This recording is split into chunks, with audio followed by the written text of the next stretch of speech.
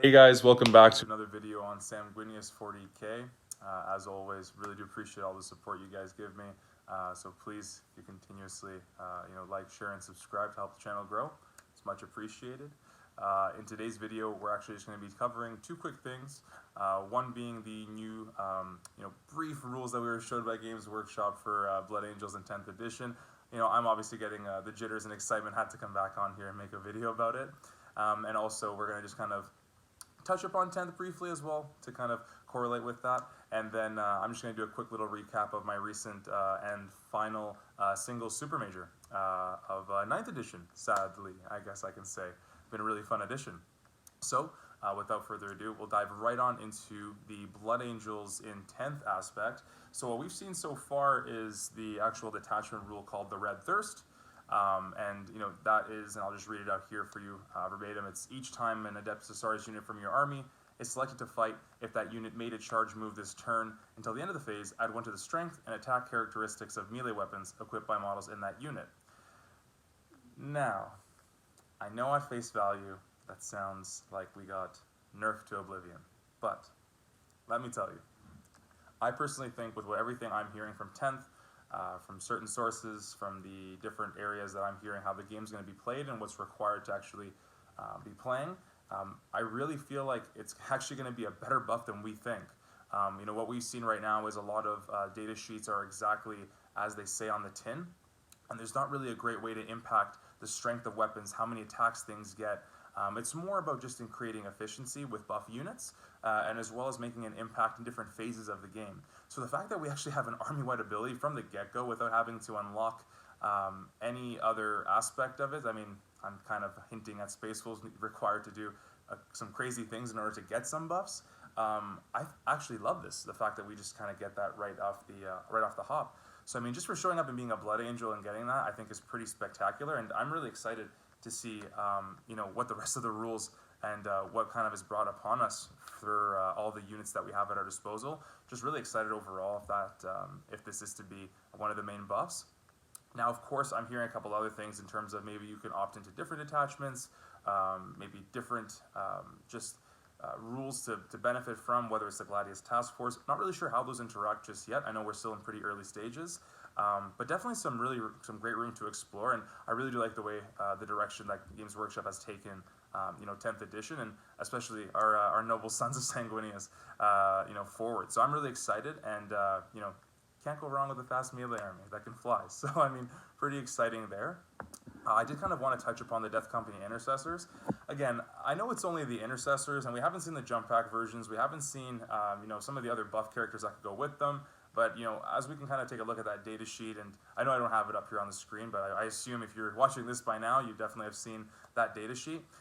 I really think it's incredible. And if the other variation, which is, the one that I've stuck with through thick and thin, get to have these rules, I'm pretty excited for what this data sheet's going to unlock for us. Now, don't get me wrong, it obviously alludes to the fact that we're going to have to require a chaplain to really get the most out of this unit in terms of locking the potential with their OC, but just overall, as a straight-up trading damage-dealing unit, I'm really excited for this. They still have the faction ability Oath of Moment, which is going to be incredible, so they'll be able to benefit from full rerolls to hit and wound, which they already have full rerolls to hit baked in with the Black Rage ability. Super excited about that. Having the core ability of the Feel No Pain 6+, still gives them that little edge of durability, which is great. And then something that really caught my eye, and I'm someone who's more of a control player, for those of you who have either seen me play or have heard how I like to play. So having a unit that could just actually benefit from the heroic intervention strat. Now, obviously, I'm going to focus more on that than the Fire Overwatch strat. I'm not going to be doing that too much with Death Company, at least not in the foreseeable future, where we'll find out. The fact that it's going to be a 0 CP strat, and CP are going to be so vital and crucial to how you spend them, because you only start with, or I think you just get 1 a turn starting at 0 before the first battle round. So it's going to be really crucial to actually unlock certain stratagems like this, and to make sure that you're actually able to take advantage of maybe some other key plays or stratagems that could potentially, from what I've gathered, affect battle shock on other units. So I think it's really important that we take a look at units that can either unlock abilities like this or really do help save us in terms of efficiency with how we spend our command points moving forward. The last thing, I'm not going to forget about him. I mean, I probably won't be using him, unfortunately, because I'm not really the Flesh Tearers guy. But I mean, if Gabriel Seth is any hint or inkling that we're gonna have some pretty heavy-hitting characters moving forward with some pretty cool built-in rules, I mean, I'm excited. I mean, his datasheet overall isn't exactly overwhelming.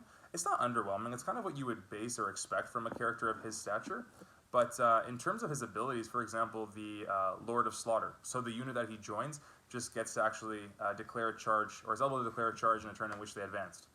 I don't understand why you give this guy such a powerful ability. I understand he's on foot and he's limited to the units he joins, but him with a squad of Vanguard veterans or possibly a command squad, I'm just saying, it's not bad at all. And then the fact that also he gives the, add 1 to the to attack characteristics of models. Wow, for every unit within 5, that's incredible. That's for every 5 enemy models within 6. That's a really cool ability for himself, and of course really plays into the thematic aspect of Gabriel Seth just starting to swing Blood Reaver around into, I guess the masses of hordes in front of him, which is very thematic. So I mean, overall, to summarize it, I mean, I love the direction that they're going with the data sheets. I think they're becoming more thematic. I think they're becoming a lot more, I want to say, particular. And when I say particular, what I mean by that is the fact that every unit seems to have a purpose. And I know we've heard that. I know we've heard the game's supposed to become more simple, etc. But I do understand that it's becoming more simple in terms of data sheets and how we interact with the rules and the actual core rules itself. But what I'm really more excited about, and actually this is where I think the nuance of the game is going to come, is in the list building stage, from what I've gathered. Because it's not going to be so simple to build an army that can just play every single mission and do every single secondary based on this new Maelstrom approach. So it's really important to have a variety and really build that, I guess, all-comers approach, which, I mean, I've already been doing for the past 3 years that I've been playing 40K. But I think it's really important to see, who does what for you, really identifying niches within your army that you require. Like, who knows, maybe a Ball Predator or 2 might be the exact tech choice you need in order to kind of thin the enemy ranks, possibly has a decent OC, possibly a higher toughness to be able to actually withstand a lot of infantry, to not be just bullied off the table. And also, in the same respect, the fact that we've actually seen what our main detachment rule is with the +1 strength and attack only when we charge, that gives us the idea that, yes, we could hurt anti-tank things because, for example, Thunderhammers will go to strength 9, and I believe, correct me if I'm wrong, Rhinos, for example, are T9. So it's like, yes, we're going to be able to go into combat, punch them, wound on 4s, kind of gives us that +1 to wound feel in theory, with the new scale of how they've done the toughness on everything. But more importantly, that does leave the actual army composition aspect of this game to be so much more important, because why would we spend, or why would we use a unit like Death Company to go pop that transport when we simply can now bring in a unit of, in theory, Eradicators or multi-attack bikes? Again, just framing it based on what I'm seeing and what I'm hearing, but I really do like where 10th edition is going and the direction that the Blood Angels have are being set up to kind of still have that really great identity that they have, but in definitely a more all-comers way, if that makes sense. So I'm hearing that we're going to be getting the full rules within a couple of weeks. I'm sure you guys have seen the leaks and everyone's excited. At the time of recording, I think the core rules came out just a few hours ago, so I'm really excited just to kind of go through that, just make sure I learn the whole game inside out, see if I can hit the ground running in 10th.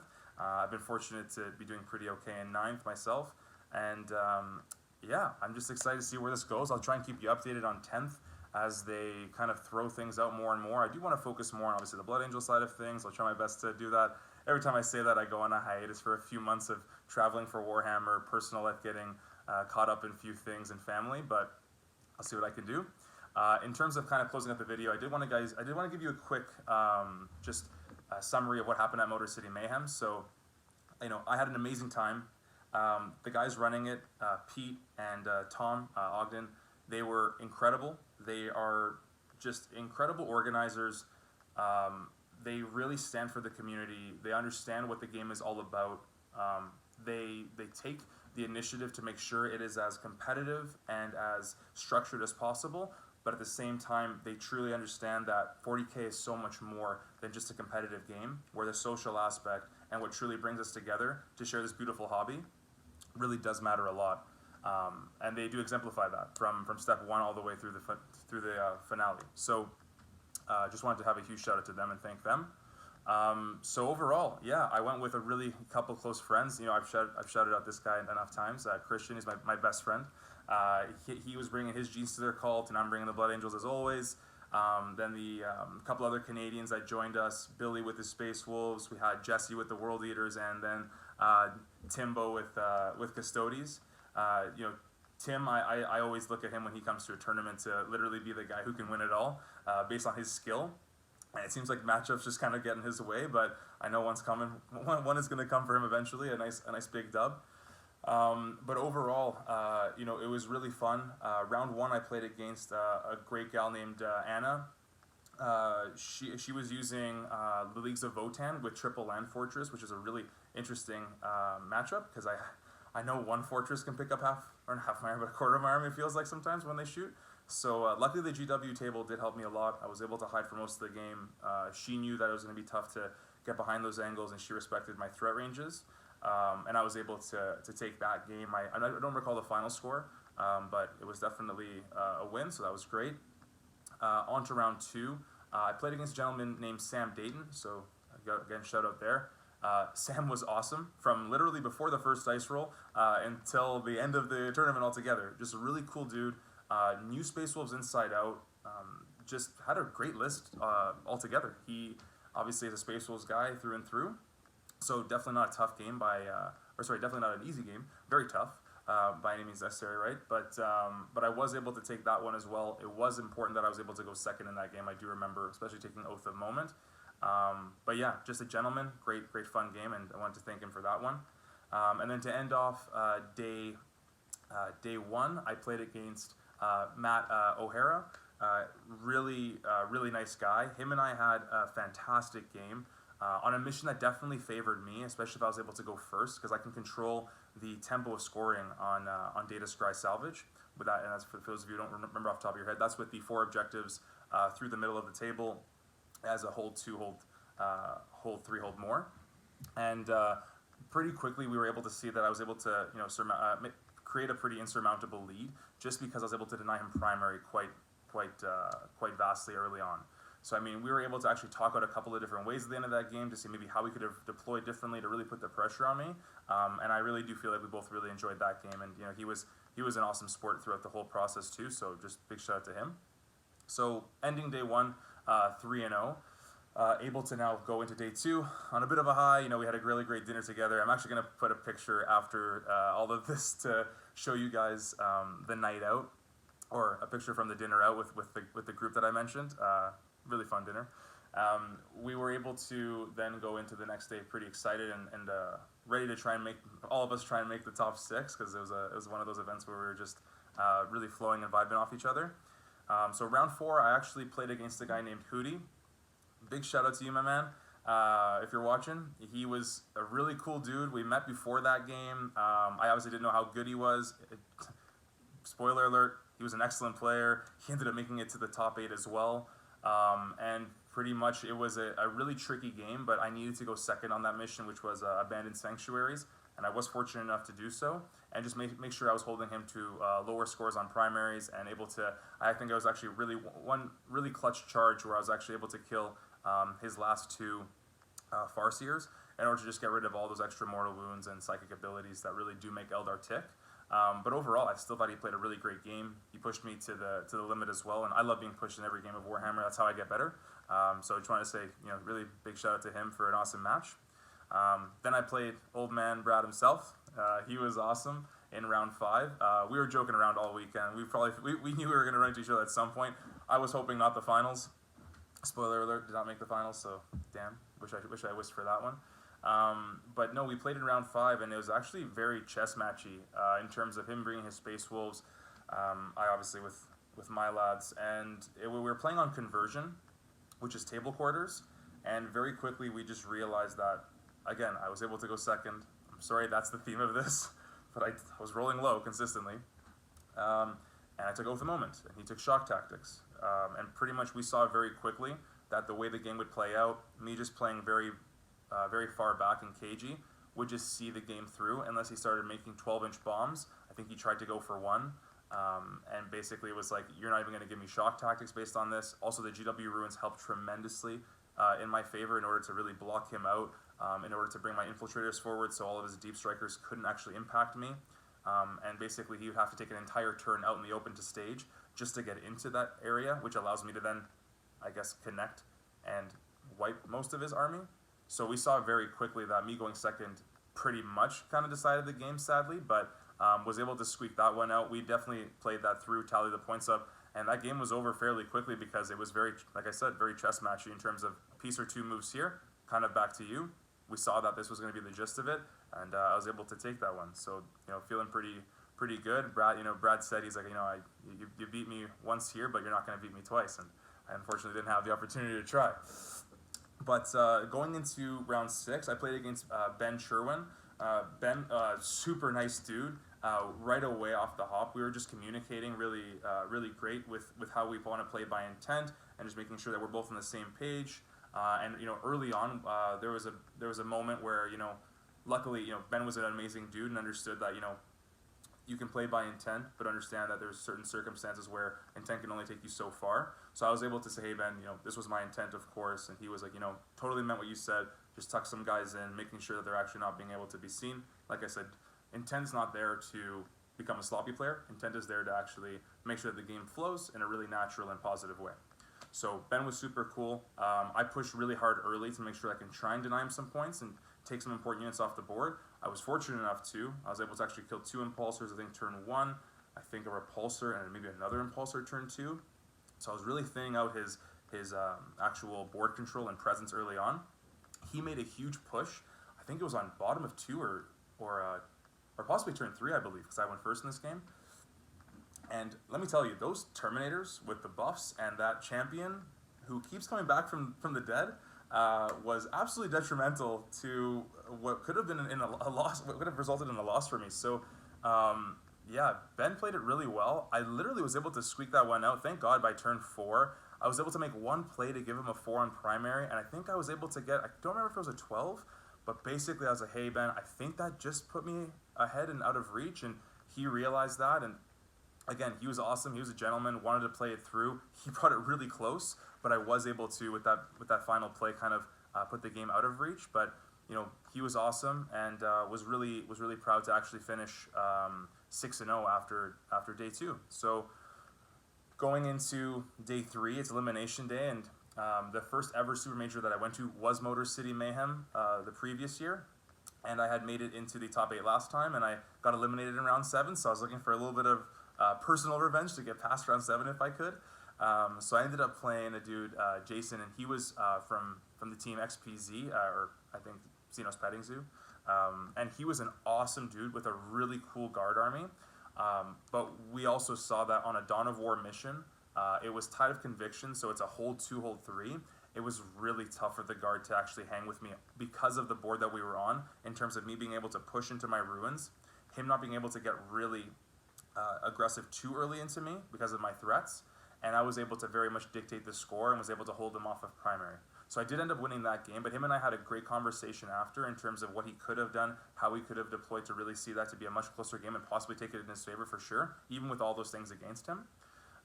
And again, just a great sport. We had a great chat, and it's always great to meet so many different types of skill levels and personalities in the hobby, because he was just an awesome dude overall and a great general. So it was a really cool game to kind of get through, and that leads us to the finale.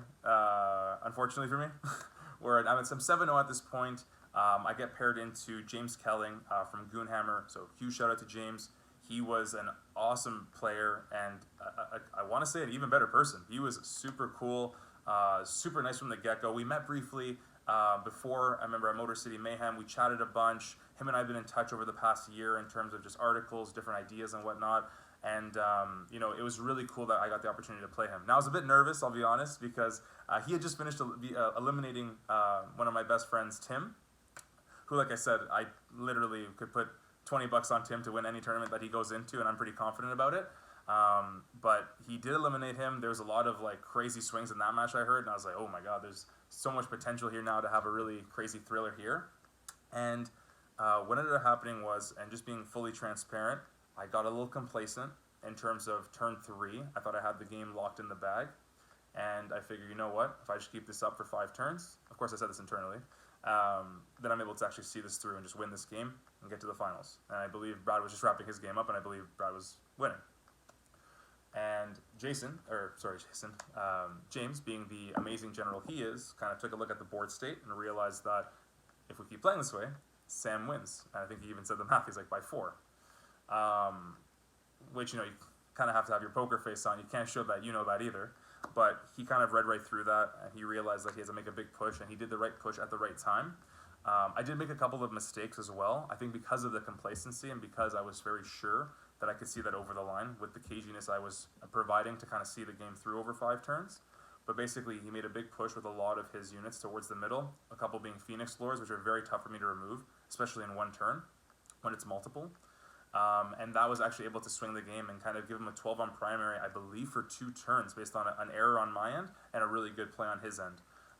So, I mean, he actually ended up swinging the game and ended up taking it by a few points. I think we did the math after at the end, and it was a situation where it's like, yeah, you could probably get a couple of these. I'll finish off with these. So the game wrapped up, I think it was like 86 to 80 or 88 to 82, something like that.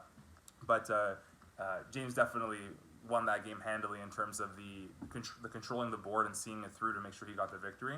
So, massive shout out to him. And, we had a quick beverage after to have a chat about it. And, again, great sport, great opponent. I was really happy that I got the opportunity to finally actually play him too. So that concluded my Motor City Mayhem 2023 tournament. I was able to finish Best Blood Angels, so that was really cool. I got an amazing Sanguinius trophy. I'll also put a picture of that at the end here so you can see that.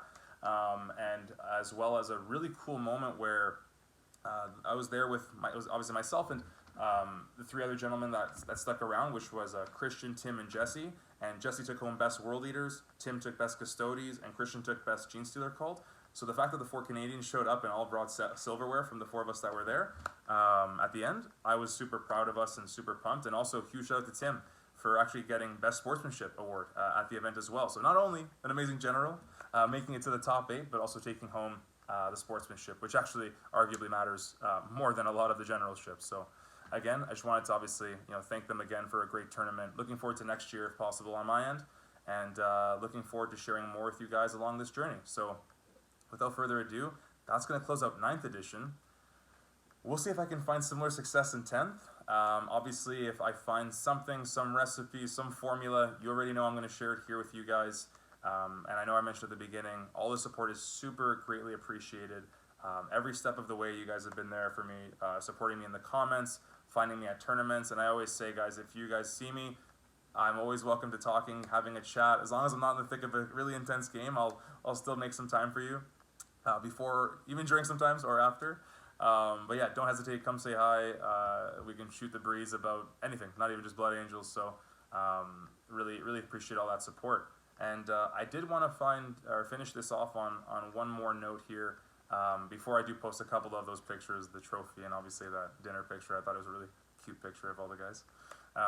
But I wanted to kind of on a more serious note just say, because I've been learning a lot about just things in my own life with, everyone goes through turmoil. Everyone has moments in their life where they, have, I guess, turning points or, mental, possible, I guess, how do I want to frame it? Just some sort of, I guess, conflict where, sometimes it feels like, there's no, light in sight or there's no, no light at the end of the tunnel.